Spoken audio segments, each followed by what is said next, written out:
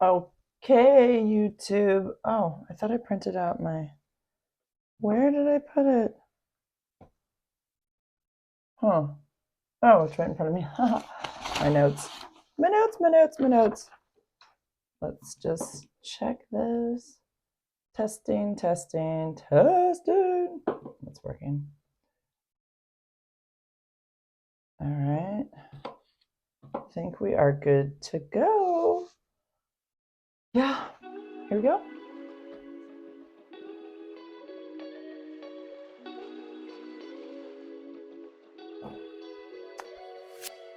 Welcome back to the Don't Stop Me Now podcast, where being negative can be a good thing and being positive can turn the world against you. Hello, I'm your HIV positive host, Miss Jennifer Leigh, and this is episode 117. It is October 13th. I can't believe we're already halfway through the month of October. What is happening? Oh my God, Christmas is just 2.5 months away, and I've purchased nothing.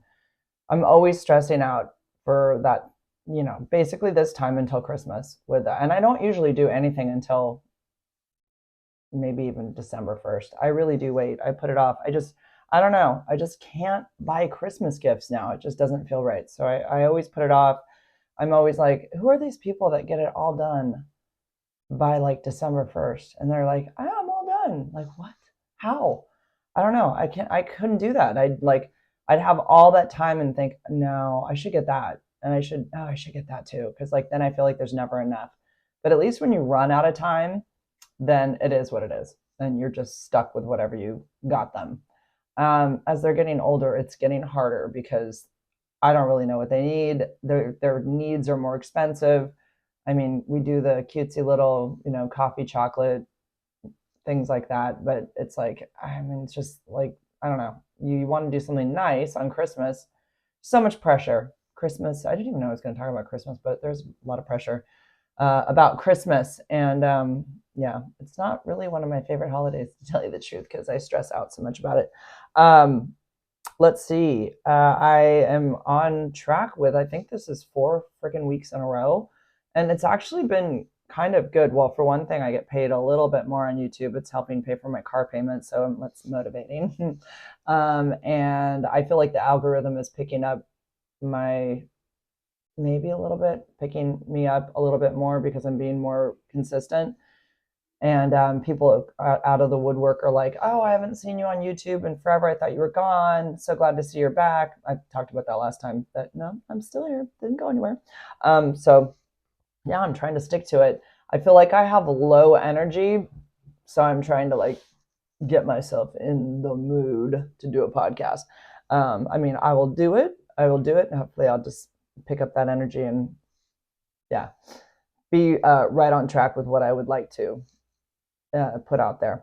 So let's see. I have a new job. I didn't end, but the music job ended because it's the 30 days are up. It's an emergency 30-day sub credential. So technically, legally, we're only supposed to work 30 days in the job, school days, and then that's it. We have to move on to the next job. Well, like I said, I tried to I don't know, a lot of the teachers wanted me to stay. So they were like, one lady gave me the name of my union rep and said, call this guy, Mike so-and-so, and, let him know what's going on. We really want you to stay. I had at least 7 teachers talk to me and want me to stay. And what could they do and whatever. And like I said, I talked to the principal and I told her about the situation and that I'd really like to stay. And she just said, I really don't know how that works. Really? Because you're the principal. How do you not know how that works to keep a sub longer? Can't you pull any strings? So I have to say, this principal, I'm not going to say her name, but she didn't get to know me at all. I don't know. I had to do bus duty 3 mornings out of the week. And some of the teachers had said to me that didn't seem fair. They thought I should only do it one day out of the week. They didn't know why she was having me do that. Plus, I would go to the playground right after and, do recess with the kids in the morning. So it was 3 days, but it was fine because some days I was out earlier. So I didn't want to ruffle any feathers and complain about it.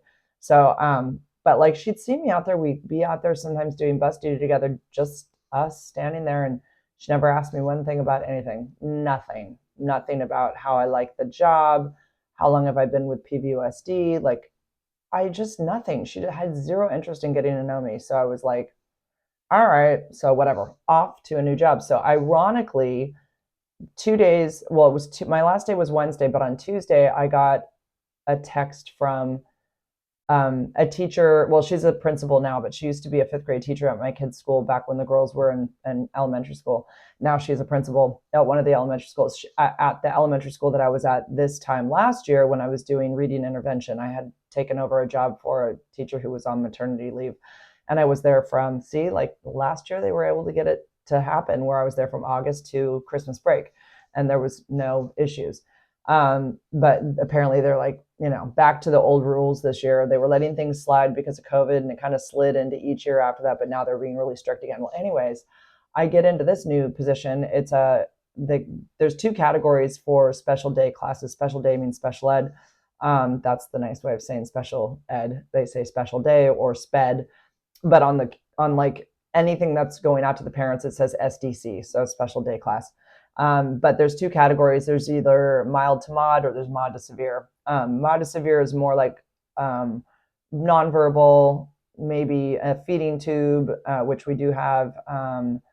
Let's see what else. Autism, obviously, and Down syndrome would be in that category. And that's about it. So it's mild to mod would be more like just slower in like learning and needing more assistance and probably pushing into general ed classes during the day, but not all day. So this class is a mod to severe. It's kinder through second. It's 9 boys, 3 girls, and the staff are awesome. So it's 3 women. 2 of them are around 25. One of them, I think the other one is maybe she's probably like 27, I don't know, 28. They've been with the kids all year. One girl's been there for 2 years with like that classroom. I guess they've had an influx of teachers. Like they had a teacher, regular teacher, but she left. I don't know why. And then they have had subs coming in and out. And so then anyways, the principal texted me and asked me if I would like to take over this class. And so I said, yeah. I asked her several questions about it. Just wanted to kind of get an idea of how many kids and like mod to severe, mild to mod, what was it? And, what time do you guys get out every day so I can get to my after school job in time and all that. And so everything was fine. All the questions were answered like to my liking. And I was like, you know what? Yeah, I'll take it. And the great thing about subbing is you could get into the job and not like it and you can just leave. Like there's no, I mean, you don't want to do that. You want to make a good name for yourself in the district. And I know that I do, they do like me in the district. So I wouldn't want to be that person, but like, that is the beauty of subbing is there's no contract. You can just do whatever you want. So yeah, I don't have to stay if I don't want to. So I get in there the first day and it's just, getting to know everybody and all that. And then I go home that day and on my Smart Find Express, which is my app that I grab jobs from, I saw that, well, they put me in there I thought they would put me in there for 30 days, but they put me in there till Christmas break, which is over 30 days, like way over, like a good, maybe another month. It's like an additional 20 days added to the 30 that I'm already going to do about there. And so I just came in the next morning and I popped my head into the principal's office and I said, hey, I saw the Smart Find Express. I said, you got me until Christmas. And she just smiled. She goes, special circumstances. That's all she said. I'm like, okay, I'll take that. Okay, sounds good. So anyways, I didn't have any more of a discussion with her. I don't know what that meant. I don't know how she did it, but she pulled some strings. I'm like, and that made me feel really good because they want me there. So I'm like, sweet. So, but what's weird, oh, so awkward. There's a woman who's a bit older than me, maybe 10 years older than me. I know she's a single woman, no kids. She went back to school for to become a teacher for special ed. And apparently she's asked about my position. She's currently in a 2-week position doing TK, and that's transitional kinder. They're about 4 years old.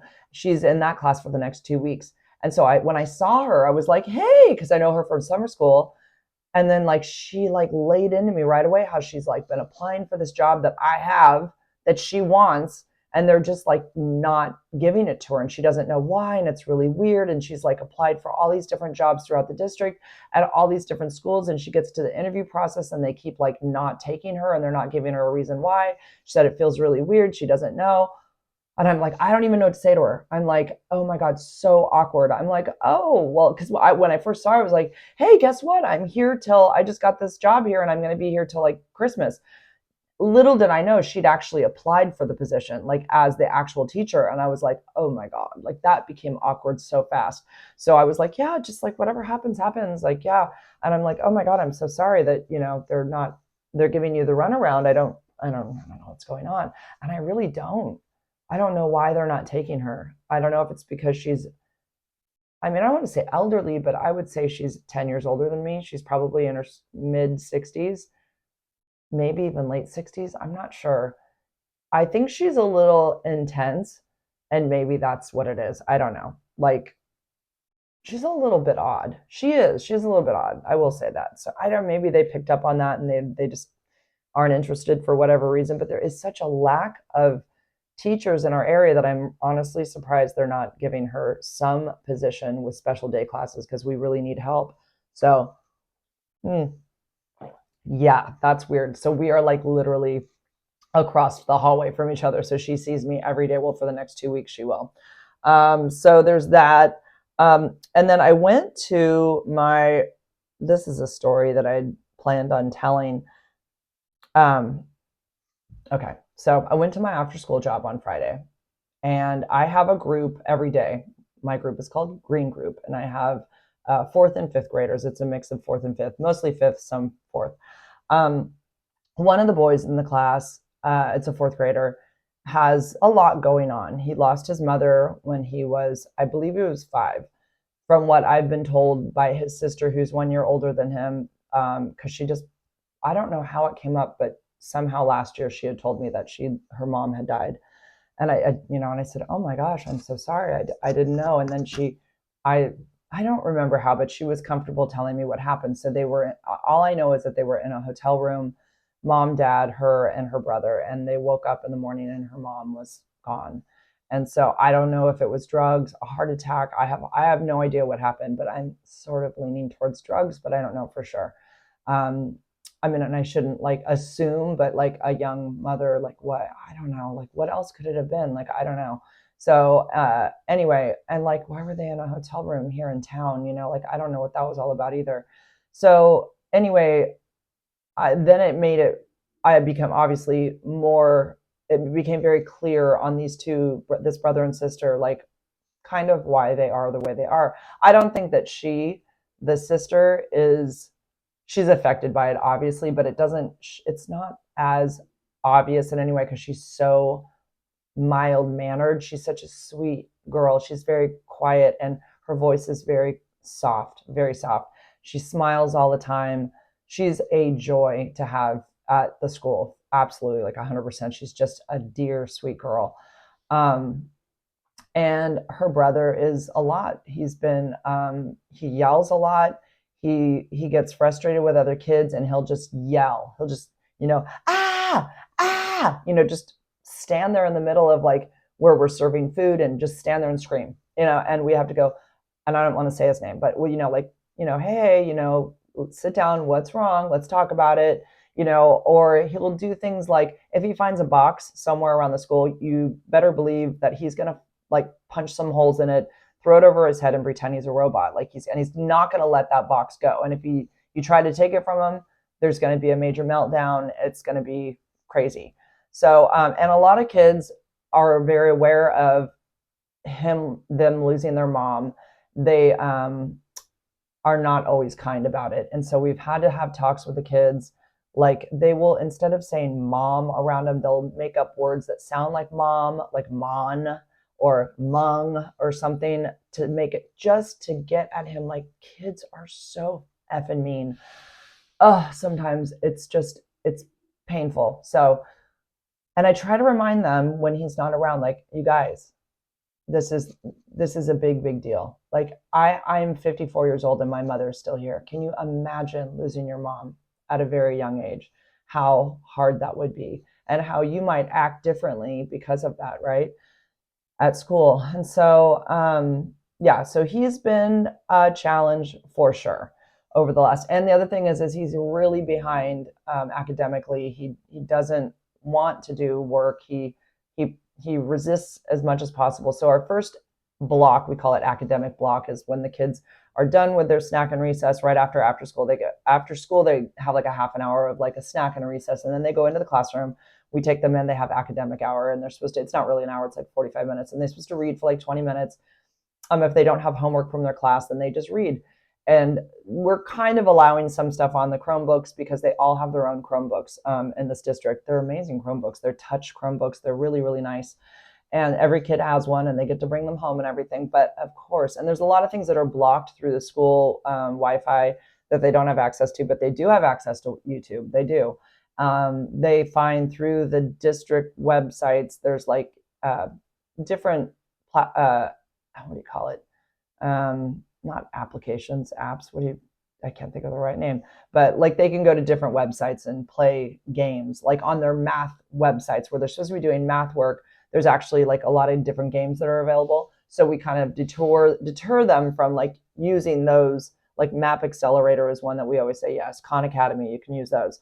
But there's one called Cool Math Games, and there's like, they've got like, people in cars that fall off cliffs, and I think they show little bloody guys and stuff. Anyways, so we always say, no games during academic hour. But I'm doing attendance during this time. I'm trying to get everybody their pencils. I'm like busy like getting everybody situated, so I'm not always like aware of like what's going on. And a lot of these kids will hide in a corner with their Chromebook.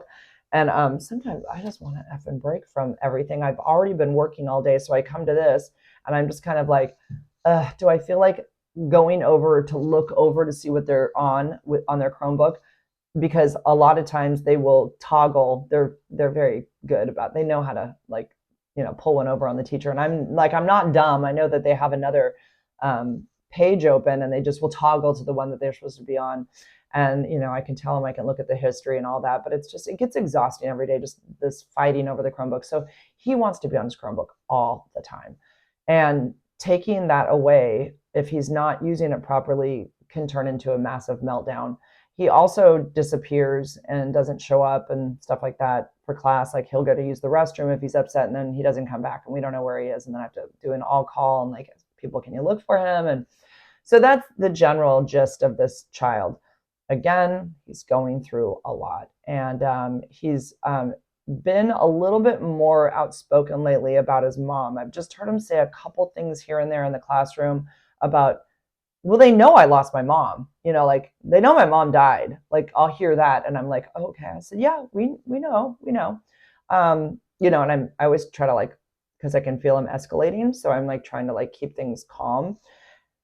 And so anyways, I'm there Friday. I was there late because the coordinator was out of town, and so I was covering for her. And we just had it was a weird mix of kids that day because science camp kids had come back, and a lot of them had gone home. And kids that aren't normally there in the evening part of after school were there, and it was a lot of boys. And they were boys that typically are in the office having issues. So for one reason or another, they've sworn, they've thrown wood chips at somebody, they've pushed someone, they've, I don't know, they've hit somebody, you name it. And this is kind of that group of boys that we're always having to deal with. So he's out there, and I hear something going on, and there's the play structure has one of those ladders that kind of, it's got like a curve in it. So he's leaning against it, like sitting into it, so nobody can climb up it, basically. So there's this one kid who is definitely a lead antagonizer, and he's right behind him, and he's starting to climb up the ladder from behind him, which means he's putting his toes right into this kid's back. And I said, hey, could you not right now? Because I knew that the kid that's having the issues was on the road to escalating.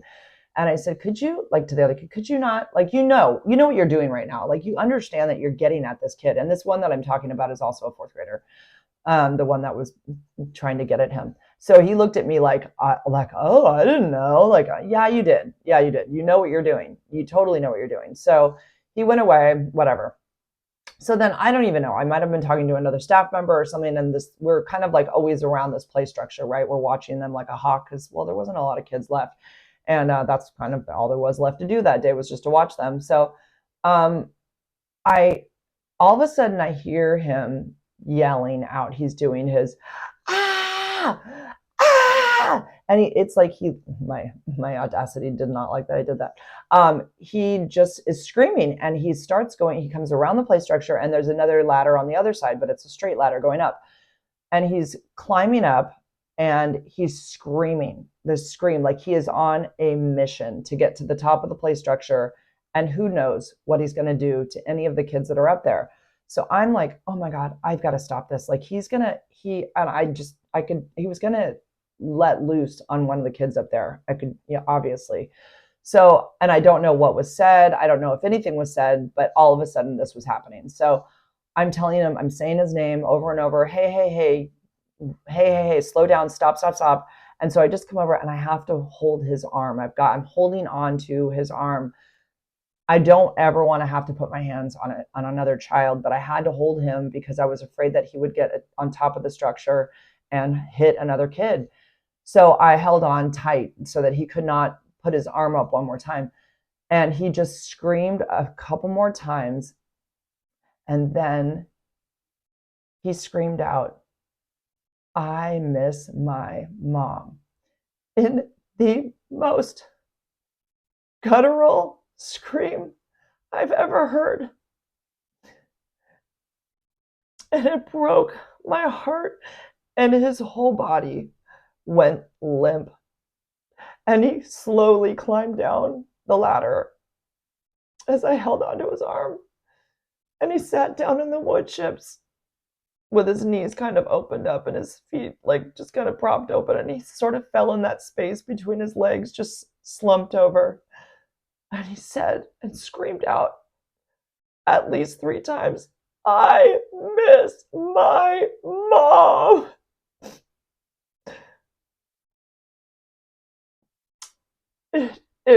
It took everything in me to not start bawling right then and there. I was crouched down right next to him, rubbing his back and telling him, "It's okay. It's okay. You're allowed to have these feelings." I said, "I'm so, so sorry." And it was a real, it was a real moment for me. I don't know how he felt about all of it. I just hope that I was comforting. His sister came over and she so calmly squatted down next to him and said, "Do you want to go in the office and have a time out, or like, have some time to yourself?" And he just nodded his head, and he had tears streaming down his face. You can only imagine what this poor little boy is going through. No one wants to lose their mom. And I brought him into the office and I got him a popsicle, and I was starting to tell our office assistant what had happened, and I couldn't talk, and I just put my hand up and I said, "Hold on, I'll be right back." And I just went outside and kind of fell apart for a second, but I had to hold it together because there's still kids there and I didn't want anyone to see me crying. And then his dad showed up. Like within all of the, right after all this had happened.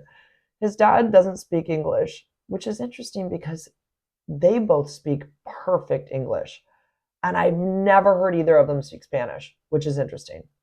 I guess they can. I need to ask him on Monday. I want to hear him speak Spanish, but I've never heard him speak Spanish.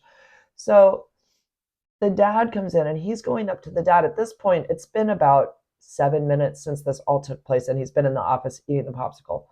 And so he's in better, he's doing better. And he's going up to his dad. His dad's signing him out on this thing. We have a little booklet that they sign them out on. And I just hear his dad going, shh, shh, shh, shh, like shushing him. And I don't remember what exactly he was saying to him, but he just was shushing him.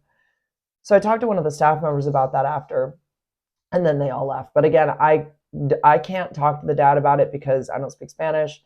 And I knew that his sister would fill, God, it's getting dark in here. I knew that his sister would fill the dad in on what happened. Maybe, I'm not even sure that she would, because maybe they don't talk about it. I don't know. And I don't know if I've said this before, but I see the dad at the gym. Did I say that already? I might have said that, but yeah, he goes to my gym too. So it's a little, I know he sees me, I see him, but we don't talk. So I don't want to I don't know. It's just this awkward thing. I know that he has counselors and all that. So I'm going to check in with them on Monday, but I did talk to one of the staff members, and she said, yeah, it's very like cultural. It's a very machismo thing culturally in the Mexican culture, that men don't show their emotions. They're not really allowed to. It's considered weak, and his dad probably does tell him to knock it off and suck it up.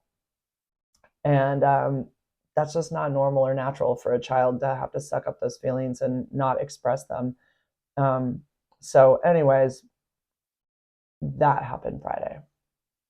Yeah, it's not always easy working with kids.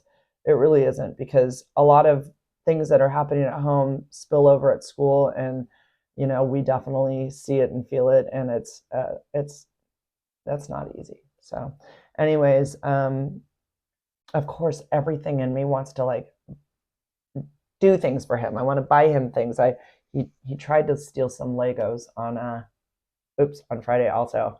I had to have him empty his pockets, and he lied about it, and I caught him. And I get it. I get why he's taking things. He's probably not getting these things at home, and he really liked it and it was cool, and I get all that. But we also have to teach that you can't take things that don't belong to you. And I didn't. He wasn't reprimanded. I think it was shameful enough that he felt that shame that he got caught. I guess. I don't know. I wish I could buy him a little box of Legos. Honestly, I would like to, but we really aren't allowed to do any favoritism with kids. They can earn things, and they can, by doing something, or they can, and that's one thing, like I could tell him, hey, if you do 5 days of like your work and you really do your homework after school, maybe I have a special, but still, even that, then the other kids find out and they all want that too. And so it's like, it's a real slippery slope. You have to be careful about favoritism. And also the school would consider it, I mean, I don't think in this case they would, but like if it was a male and it was a female student, they would consider that grooming. So you have to be super careful about children and gifts. Like you have to do stickers and stamps and shit like that. You can't be giving them special gifts, but I would love to. I wish I could take him for the weekend and take him to Disneyland and just, make all his dreams come true and take all of this pain away. But, there's only so much you can do as a teacher. But I hope, you always kind of hope that you're that person that they'll remember someday, that sat down with them and rubbed their back and told them how sorry they were when they were at a very low point. It's just horrible. No child should lose a parent. It's the worst. Just as no parent should lose a child, But so yeah, that happened. Okay, we'll switch it up here. I am still taking my pill every third day. I am not feeling any effect from that. Zero side effects. I am a little nervous. I'll be honest. I'm a little nervous to see what's going to happen after 3 months. It felt really safe doing it 10 days before a blood draw. But now we're pushing this out to 3 months. And I will just see what happens. Again, if there's any kind of change, I would just go back to taking it every day. So, it's just, we'll see what happens. I'm hoping to find the comment. Somebody had written, about the life of the pill in our body after we take it. And it's like I think they called it the trough period. They were very scientific. They knew what they were talking about. And I want to see if I can find that comment, because it was kind of long, but it was interesting. I don't know. I'd done 2 podcasts on this topic, so I'm not sure if it's on the most recent one or the one before. Let's see. Hello from Sydney. I'm going to like that. From Mr. Guy Maz. Lucifer Robinson. Is a test 3 months after intercourse enough to find out if we have HIV? Yes. And of course, someone tells them yes, and then what do they say right after? I tested negative, but I still have symptoms. Like, it's not HIV, and more than likely this person was with a woman. So, like, let it go. Someone said, this is Fez Inc. OSI 9505. One thing that amazes me is how many people are infected with HIV, yet there is such limited HIV-focused personal content. meaning there's not that many people out on the internet talking about HIV. It just shows how deep and unbearable the stigma still is. Absolutely true. Yeah, you're going to find a shit ton of stories about cancer or anything that isn't shameful, but HIV, it's limited for sure. Let's see. I really do want to find that comment.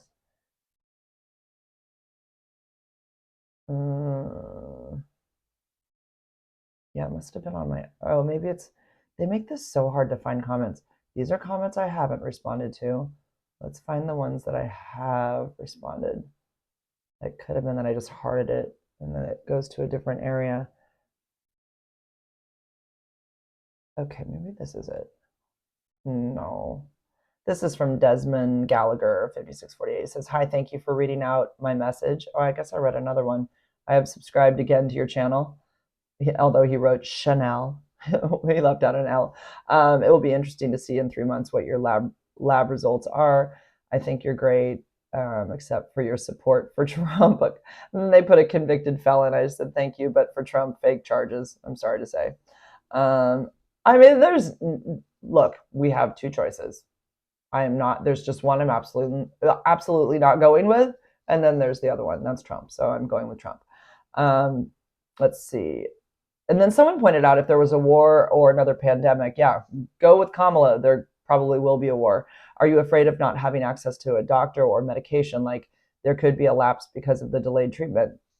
Anything's possible, for sure. So I don't mind having a little stockpile, and that is definitely something that I kind of want to do. I already have a stockpile of Triumec, which is the medication that has the one extra drug in it, so it would still work the same. I have 2 or 3 bottles of that, so I think I have 3 months of that, and then I'm, working on, as long as I stay undetectable, I'm just going to keep doing it like this and just stocking it up. So, because you do not know. I feel like today, anything is possible. Anything is possible.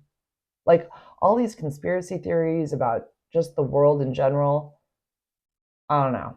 I'm like, it doesn't feel so conspiracy-ish anymore. Like all this stuff with P. Diddy too, it's like, my God, how many people in Hollywood are doing super sketchy stuff and it's all going to come out? It's just crazy. I'm actually kind of surprised he's still alive. I thought he would have been killed by now in prison, but he is still there. Oh, here it is. Yay. From Crazy Camo Chick. Oh, it's a woman, 2010. We build up what is called a trough level, which means the medication builds up in our system and stays there till our body spends it. They can actually do tests to check our trough levels to see how many days without before it affects us. Boy, if they can do that, I've never been told that. I'm going to ask my phlebotomist if he knows anything about that. She says, each person will be different. I took medical courses in college as well as this as well. This is what was explained to me by my doctor when my insurance expired and I couldn't get my meds for 3 months. He said, fear is more likely to cause a flare-up for me than going without meds for a short time. Yes and no, though, because like I did have that blip after Mexico and I didn't even think twice about it. I didn't think about the fact that I was having diarrhea all the time and that would affect my viral load. I wasn't stressed out about it at all. But my viral load did go up a little bit, like slightly. It was like, it was under 100, 150. Of course, nothing that's going to do anything to me or anybody else. But yeah, it did go up. I did have a blip. And I'm assuming that is what it caused it. So it's like, yeah, I don't know. We'll just see. Okay, he said, okay, so they just don't tell people about this, or too many people would stop taking their meds, which is also why they never bothered to explain what undetectable actually meant for me and my health. Health departments are keeping people in fear on purpose, but in all reality, there are worse things to get than HIV because we actually have the chance to recover and live full lives, of course. I'm not saying to throw caution to the wind. However, it's definitely time to take the fear factor out of the equation. This is so true. There is absolutely a fear factor involved in, making sure you take your med every day at the same time every day. And people get really freaked out if they've, God forbid, forgotten to take a pill, or they took it later than expected because they'd forgotten or whatever. I mean, I can't tell you how many messages I get from people thinking like this is going to turn into them having AIDS again if they miss a pill. or that they're going to become resistant because they missed a pill. And that's just not the case. And what she's saying is so true. She says, I'm not saying, okay, people's fear and discrimination cost me my job a few times because they get away with discrimination here in Montana. Medicine has come a long way, but people don't research things, and sometimes they can't understand it until they go through it themselves on some level, which is so true. So thank you for that, crazy camo chick. That's been in the back of my head. When I read that, I was like, the trough level. I totally want to find out about that and ask my doctor. I will wait until I see her to see what she has to say about that. I mean, if I'm undetectable, I don't know that I even want to bring anything up. But if there's a blip, I might go, okay, let's talk about it. This is what I did. This person says about the dude grabbing my feet when I got the pedicure. It says, well, 1 Corinthians 7 says, it is not good for a man to touch a woman if the woman is not his wife. I have a female doctor, dentist, and working on getting a female surgeon. Yes, difficult to get anesthesiologists and all nurses to be as well, but so far so good. Hope that will help put a verbal barrier of adherence around you when you want the stalkers to give you 50 feet of freedom. I didn't really mind that he touched my feet because I was there to have my feet touched, but I didn't pay him to touch my feet were done. I just was more like annoyed that he was just doing this reflexology out of nowhere. I didn't ask for that. And my nail polish wasn't completely dry yet. And I was like, why are you squeezing my toes? You're going to mess my nail polish up, which he did a little bit. Misty Diane, my friend, says your hair looks great.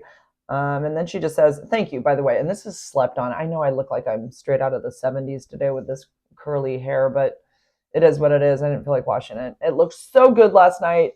I went out with my daughter and I was like, oh my God, I can't believe this is my hair. Like, I'm learning how to do it better today than I ever have in my entire life because of the sulfate-free conditioner and shampoo that somebody recommended and all of the different products that I do. And then I make sure that I go up to the root with a lot of this product, where I used to just I didn't run it through from like this. Normally I have my hair flipped on the other side, so this hair isn't always showing, if that makes sense, because this side is kind of flat. And so maybe I'll just leave it, whatever. But there's like some good curl underneath that sometimes I just like to wear it different, and it looks, it'll look better up here in the front where the bang area is, even though I don't have bangs. Anyways, going back to what her comment said. Yeah, so I was loving my hair last night. I said to my daughter, I'm like, you guys are right. I was supposed to have curly hair. This is the right kind of hair for me. This works for me. This does make me look younger. I've had more and more people comment on my hair lately and say that I look younger. The straight hair does draw my face down and makes me look older and more jowly, I think. The curly hair was what I was born with, so this is what I should be wearing. But usually it's when it gets frizzy and it looks, I don't know, there's a specific curl that I really like, and I've done some, I've filmed my hair on my phone, whatever, to remember that these are good hair days. This is what I want my hair to look like. But then, I get out in the fog and sometimes it just messes up everything I did, but it was looking good last night. Okay, so she says, I'll never understand why complete strangers get so worked up about over things you choose to do in your life. If your numbers shift because you aren't taking your pill as a doctor and drug companies recommend, you'll go back to taking it. You know your body and how it reacts. You are doing your own research. I am proud of you for stepping out of the box that people want to keep you in. Thank you, Misty Diane, for your support. She's the best. Another person says, I'm eager to see your results, Leigh. Would like to try every other day, 30 years on these meds. Can you imagine taking these for 30 years and never experimenting with what I'm doing right now? I mean, I'm going on 9 years soon, but wow, that's crazy. But obviously she came from a time where she was probably taking tons of medication to just make sure that she was healthy. And, obviously things have changed over time. So she probably just doesn't want to rock the boat because she's been in fear the whole time. She was 30 years ago, was given a death sentence, basically, and told she probably wouldn't make it. 30 years ago was 94. The medication was just getting good then. So probably still iffy on whether you'd make it or not if you got diagnosed in 94. I really enjoy the dating stuff, I must say. Oh, I should fill you guys in on that a little bit. Most people don't say what they really think when it comes to dating. The ick thing, for example, a lot of women will say, oh, if he treats me right and has a good heart, that's all I need.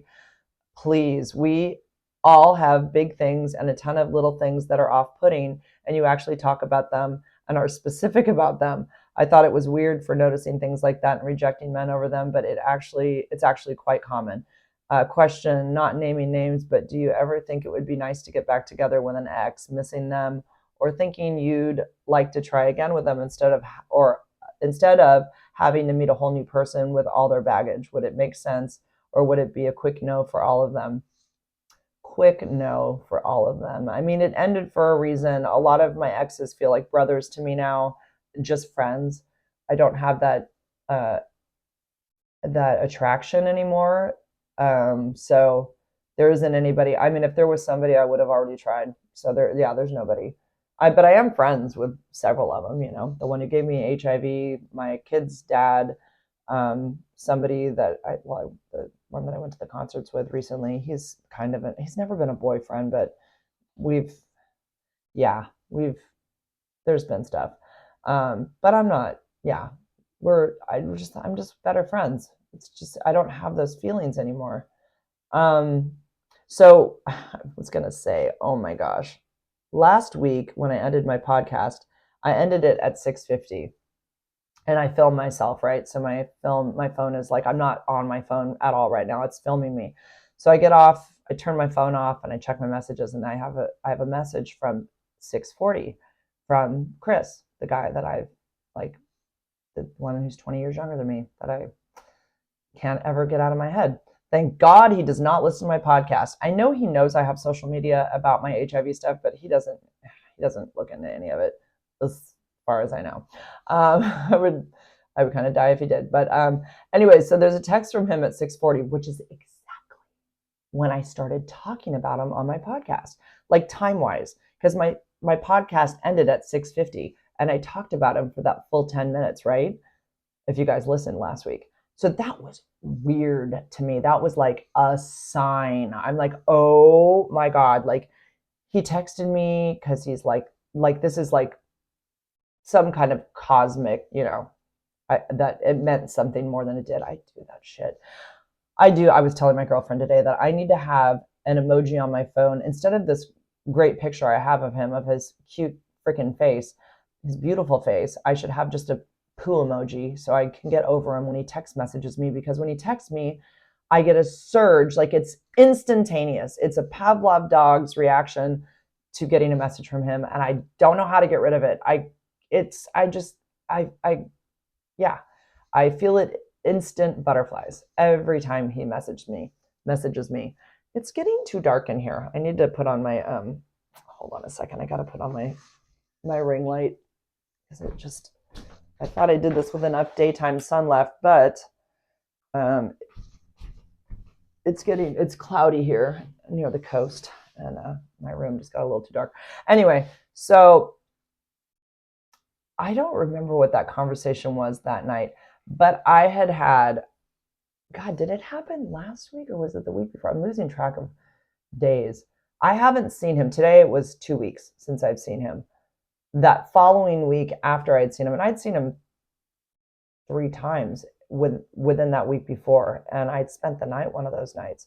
So yeah, a girl has,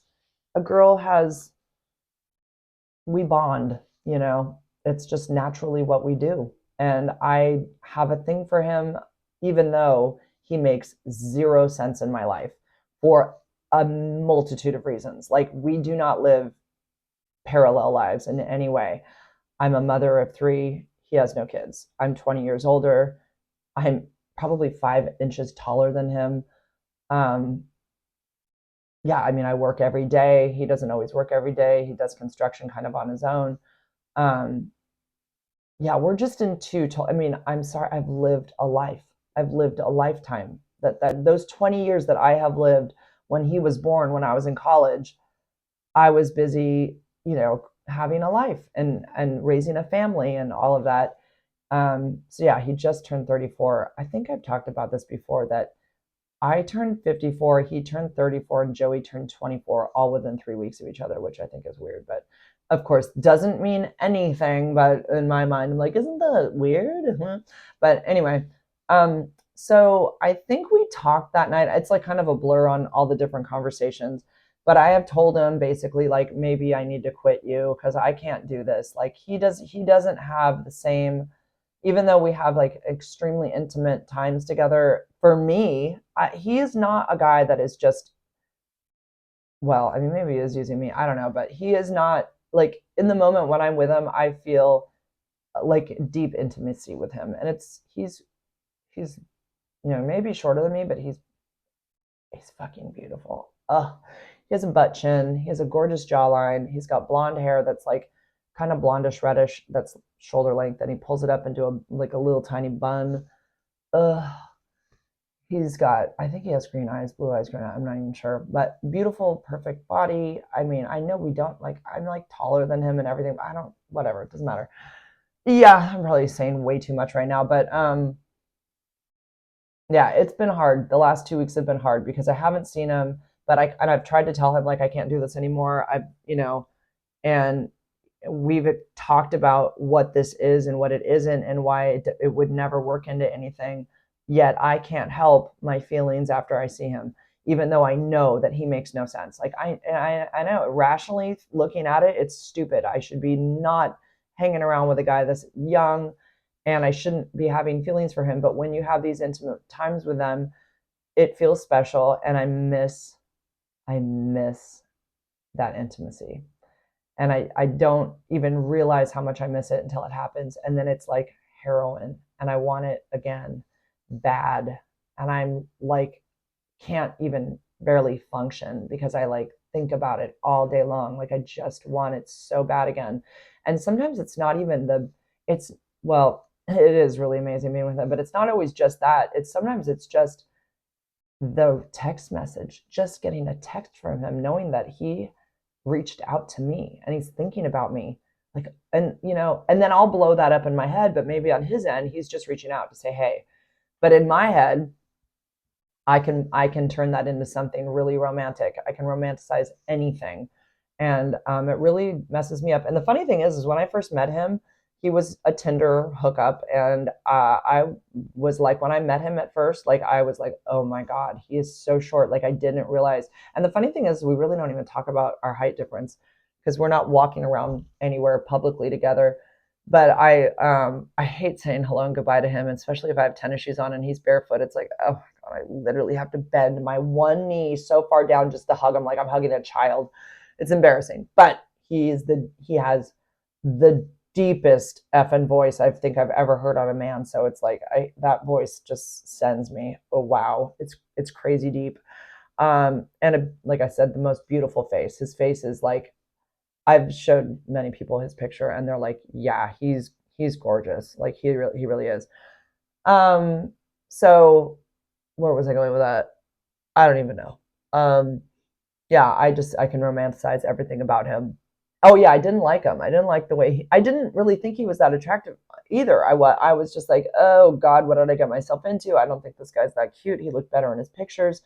And it was like, he kind of pushed to see me again. And I was like, oh, whatever, I guess, whatever. And that time we did shrooms. This was like almost 3 years ago. And that was fun, but I didn't really care after. I still was just like, I don't know. Like, I hope you had fun because I didn't really care that much about it. It was like, it was all right. And then it was the third time we hooked up.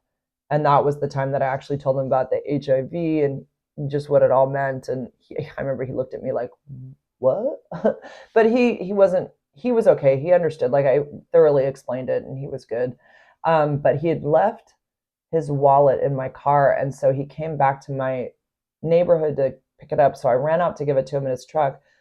And when I said goodbye to him, like through the window, he's up higher in his truck. So he actually did feel taller.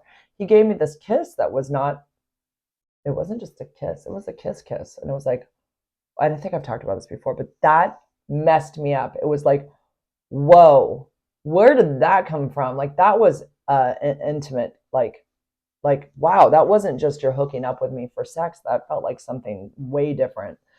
So that messed me up. And then from then on, that was it. I couldn't not see him this way that I see him. And I've had a lot of tears over him, and he's been gone at times because he's dated this girl, and then he hits me up when they've broken up. And oh god, so I mean, I've gone like a full year without even talking to him, and then I've gone another 6 months without talking to him. But I'm always kind of looking for him and wondering what he's up to. And then now he's, filtered himself back into my life since like beginning of August, I think. And now it's October, and so we've seen each other at least 10 times. And there's always chit chat throughout the week, and it's been confusing because he's not a boyfriend. And I don't know. I mean, he was honest with me saying that he's on Tinder, and he's like, he's gonna live his life. And I'm just like, God, I can't, what am I doing? I've got to let this shit go because it's just too hard on me. And but God, trying to find somebody my age and fit into my life is nearly impossible. Like, I don't want anyone interfering with me and my kids. I don't want anyone there at my kids' sports events where my ex husband goes. That's special for me and him. I don't want to deal with anybody not understanding that or being mad about it or whatever.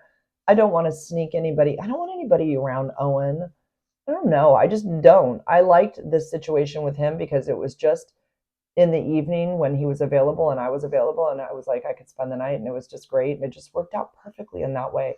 But of course he wants more, and he wants kids, and I can't do any of that. So it's sort of tragic, but I did this to myself, and I'm suffering because of it. So I'm, if he never talked to me again right now, I'd be okay. I'm like really okay right now because we haven't talked since Thursday, and I knew he was going away this weekend to Reno for, yeah, he's in AA. He goes to AA meetings. So is my ex, my kid's dad. Like freaking everybody's in AA. But yeah, he's a big pothead too. That's a big thing. He's big, which I don't even care about anymore. Like, I'm so okay with pot. I like my edibles and all of that too. So I smoke at night before I go to bed or take an edible. Like, I've changed my mentality on that 100,000% since it became legal in California. And I see all these senior citizens going into the dispensaries. It's like, oh, this isn't a big deal. Like, I used to think it was like, oh my God, only losers do smoke weed, and they're lazy, and they have no life, and they have no, they're just fucking losers.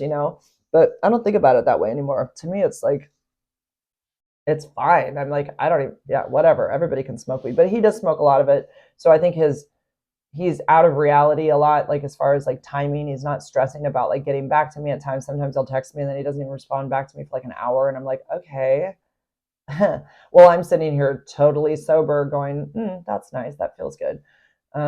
So he knows all this, so if he ever heard my podcast, he would know, like, this is like stuff I've already discussed with him. So yeah, we're in two totally different places. And I need to, like, I don't know what I need. I really don't know what I need, because like I said, somebody my age usually comes with a ton of baggage. I have a ton of baggage. And I have this advocacy that somebody would have to be okay with me doing, and that isn't an easy pill to swallow. Oh, that, I didn't even mean to say that, but you know what I mean. Hello. But yeah, it would be very hard for somebody to come into this,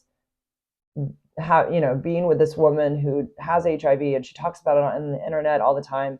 And like, what are they going to tell their family that? And their family's going to be like, what are you doing? Why are you with this lady? She's got HIV and she talks about it on the internet. That's embarrassing. I don't want to be hidden from anybody. And that would probably lead to somebody not wanting to tell people and their family about me because of what I do. It's a big clusterfuck. I don't know. So that's why I think I always seek younger guys, because I know they don't fit into my life and I don't have to worry about any of that. But I do end up creating feelings, for this particular person. Yes, I do. I have. And I don't know how to end it, especially when he will still text me. Like, I think he's coming home today. I haven't talked to him since Thursday. And I have a feeling he will text me tonight, and that will mess me up. I need him to just stop. I can't tell him that though, because when I told him that I cried recently and told him, like, I can't do this, and he was like, shit, And he actually got frustrated because he's just like, he wants women to be like non-emotional, and he doesn't want to be responsible for those emotions. That shows his age for sure. But we are wired this way. This is how we are, and you are with us intimately, and we are more than likely going to have, biologically, we're going to have a bond and some emotions that go with it. It's just the way we are built. So yeah, I kind of, and so when I've told him that I don't know, Chris, I don't know about seeing you anymore. I don't know about this and that. Then he'll like reach out, like he reached out when I thought I had ended it completely. He reached out 2 days later with a waving hand. And then we ended up talking on the phone. He's like, so do you want me still to hit you up? I'm like, I don't know. I'm like, of course I do, but I also don't want to go through this like spiral after, and I don't know how to stop it. So maybe it is ending because we haven't seen each other in 2 weeks. So, but like I said, he's still been contacting me. So I don't know what to make of it. And I would hate to like throw out the word breadcrumbing, but it does feel like that. And I don't know that he would be doing that intentionally, but I think he does like my attention, and he does like that he has me as an outlet. But I am becoming more and more annoying, I'm sure, on his end, because he knows my emotions are also affecting us hanging out. Because when he comes back after a certain amount of time where I haven't seen him, I can do the very no strings attached. It's fine. I don't have those feelings, but they do develop after, you know, of course, after spending the night, or 10 times after, like, yeah, of course I have those feelings, and it pisses me off that he doesn't. But, you know, it is what it is. Yeah. So that's that. And Tinder is just a freaking shit show. It's so depressing. I mean, I literally just go on there. I told him I go on. He goes, well, I saw you on there. I said, yeah, I go on there so that I don't think about you. I mean, I literally go on there to try to take my mind off you. And he doesn't really say anything back, but it's like, that is what it is. Oh, speaking of mushrooms, Joey and I went out last night, me and my daughter, and we went to downtown Santa Cruz, and we went to one. Well, we went to my daughter's workplace, the crate place. There was going to be a band playing, and we just didn't stay. I wasn't that interested in the punk music that night. I don't know, whatever. So we decided to go downtown Santa Cruz instead. And like by the bars down by like the Catalyst and the Blue Lagoon and Surf City and stuff. These are some of the bars, Motive and stuff like that. There's women. Well, there was one lady. She looks like a candy lady, like a candy striper. You know, she's all dressed up. Well, she's in a mushroom costume. Like she had a mushroom hat on. Everything about her was mushrooms, like red, you know, like a mushroom. The mushroom hat had, it was like red, but clearly she was a mushroom. And she had like a tray, you know, like you'd see from the 40s where they have like the strap around their neck, and then the tray is coming out from like their stomach forward, and like their display of goodies around there and stuff. And she's selling chocolate covered mushrooms, which is like, it's crazy to me. So they're not legal in California, but you can stand on the street dressed as a mushroom and sell them. I I guess. I don't know. I don't know what the loophole is, but like there's no one like stopping her. And apparently Ryan says they're out there she always sees them. She said sometimes it's an older lady, sometimes it's a younger lady, but they're always, sometimes there's more than one, but they're always selling the chocolate covered mushrooms. These are the psychedelic mushrooms, not just the mushrooms you put in your salad. So yeah, drugs are all over the place. And oh, and they make it look so fun because she looks like she's out of like Alice in Wonderland, you know, and she's selling drugs on the street. I mean, they literally are, but I think we all know that mushrooms, they come from the ground, and we know over after so many freaking years of taking them that they are not going to hurt you. They're pretty damn safe, but they can, you have to beware. I mean, there are people that can get into a psychotic, I think, event like that could happen, or they can do crazy things being scared that they're on them. You can have a bad trip. Mine have always been incredible and fun, and I've like gone to like, I feel like I'm going to like, I remember I just feeling like I was zipping around like I was in a Dr. Seuss book, and I was like flying around into like India and like flying over things, and everything was like I've talked. It was so awesome. Like I loved it. I haven't done them in a while, but I thought it was super fun, and I will definitely do them again someday. But I don't want to do them alone. I like to do them with a cute guy. It's the best way. So, anyways, that is it. I'm going to wrap this up because my son is due home any moment from work. And yeah, so anyways, you guys have a great week. I don't think there's anything else to share, and hopefully I'll be back again next week. Love you guys. Keep sending me the comments and I'll try to answer them as best I can. All right. Ta-ta for now. And why isn't it stopping? Oh, there we go. Bye, guys. Bye, YouTube.